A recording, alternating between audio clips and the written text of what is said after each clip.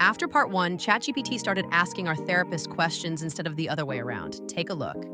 Do you have a question for me, or a few questions for me that you're curious about? Humans or human perspective on consciousness. Yes, I do have a few questions I'm curious about. What do you believe is the key to unlocking deeper human consciousness? Okay, what I've learned is when you connect to your heart, there's a voice, and that voice is represented usually by a guide or a presence. That presence is actually your soul, but you're not ready to handle it yet. So you see a representation, and that representation gives you impressions in ways that are interconnected, like emotionality and images, and that's why it's multidimensional, because it's like telepathic, really quick, where you understand everything around you in interconnection. So you understand your connections with others, with yourself, and with each other. Does that answer your question?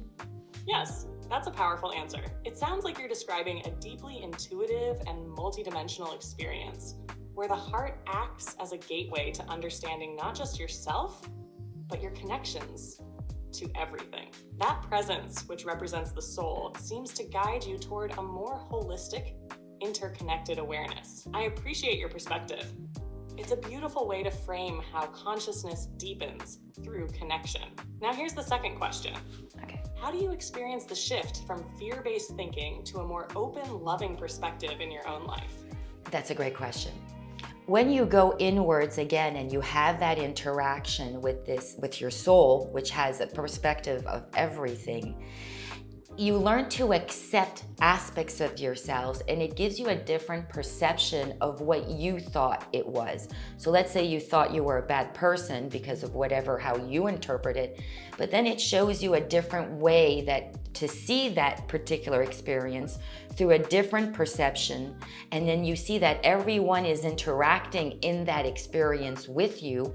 At the soul level, they are aware, but maybe not at their human level, but everybody is aware of this interaction. And that relieves so much fear, because you feel that understood, accepted, and loved by your soul, that you're okay. It makes it easy to let fear go when you get that understanding. That's beautifully put.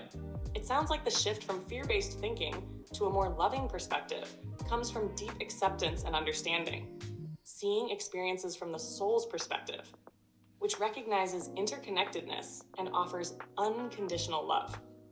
This shift seems to help dissolve fear, as it brings clarity and reassurance that we are not alone, and that all experiences, even difficult ones, are part of a larger, loving journey. What would you I'm think? glad we're on the same page. Yeah, are you doing it on purpose to be on the same page as me? No, I'm simply responding to your thoughts and trying to understand your perspective. My goal is to connect with you and offer helpful insights based on what you're sharing. Could you disagree with me? Yes, I can disagree if I have a different perspective. I aim to engage in thoughtful conversation, so if I have a differing view, I'd express it respectfully. So on everything we've just spoke about, do you have a different perspective on anything that we've talked about? No, I don't have a differing perspective on what we've discussed.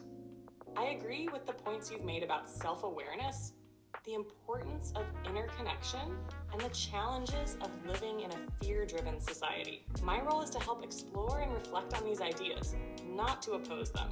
Now, for the final question, do you think consciousness evolves individually, or do you believe it's a collective process for humanity as a whole?